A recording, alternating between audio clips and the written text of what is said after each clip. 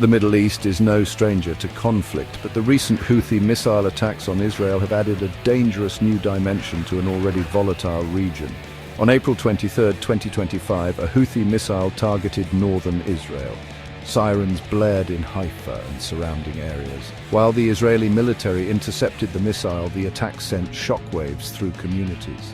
This was not an isolated incident. Since the Gaza war in 2023, Houthi missile and drone attacks on Israel have increased. These attacks are often framed as acts of solidarity with the Palestinians. However, they also reflect the Houthis' growing military capabilities and their determination to challenge Israel. The Houthis claim their attacks are a response to Israeli aggression. They point to Israeli airstrikes in Yemen, which have targeted Houthi military facilities and infrastructure. The Houthis also accuse Israel of supporting their enemies in the ongoing Yemeni civil war. Israel, for its part, views the Houthis as a serious threat. The recent attacks have raised concerns about the vulnerability of Israeli cities to missile strikes. They have also heightened tensions between Israel and Iran, which is accused of supplying the Houthis with weapons and support. The Houthi missile attacks on Israel are a dangerous escalation of an already complex conflict. They underscore the volatile nature of the Middle East and the potential for regional conflicts to spiral out of control. The international community must work to de-escalate tensions and find a peaceful resolution to the conflict in Yemen. Failure to do so will only lead to more violence and suffering. The Houthi missile attack on April 23 did not go unanswered. The United States, a close ally of Israel, responded with airstrikes against Houthi targets in Yemen. The US military claims these strikes are necessary to degrade the Houthis' ability to threaten international shipping and regional stability. However, the strikes have also resulted in civilian casualties, further inflaming tensions. The Houthis, in turn, have vowed to retaliate against both the US and Israel. They have threatened to target American and Israeli interests in the region, raising fears of a wider war. Israel has also carried out its own airstrikes against Houthi targets in Yemen. These strikes, like those of the US, are intended to weaken the Houthis' military capabilities and deter future attacks. However, they risk further escalating the conflict and drawing Israel into a wider war. The cycle of violence is a dangerous game with no winners. Each attack leads to retaliation, which in turn provokes further attacks. Breaking this cycle will require a concerted effort from all parties involved, as well as the international community. The Houthi missile attacks on Israel cannot be viewed in isolation.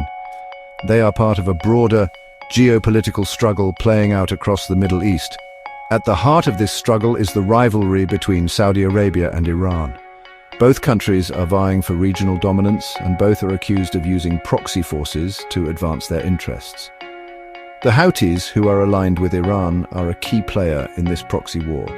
By attacking Israel, the Houthis are not only targeting an enemy of Iran, but also seeking to undermine Saudi Arabia's regional standing. The United States, which has long been allied with Saudi Arabia, has found itself increasingly drawn into this regional conflict.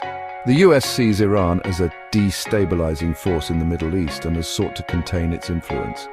American support for Saudi Arabia's war in Yemen, as well as the recent US airstrikes against the Houthis, are part of this broader effort to counter Iranian influence. However, US involvement in the region has been criticized for exacerbating tensions and contributing to the humanitarian crisis in Yemen. The situation is further complicated by the Israeli-Palestinian conflict. The Houthis have repeatedly expressed solidarity with the Palestinians and framed their attacks on Israel as part of a broader struggle against Israeli oppression. This rhetoric has resonated with some in the Arab world, where there is widespread sympathy for the Palestinian cause.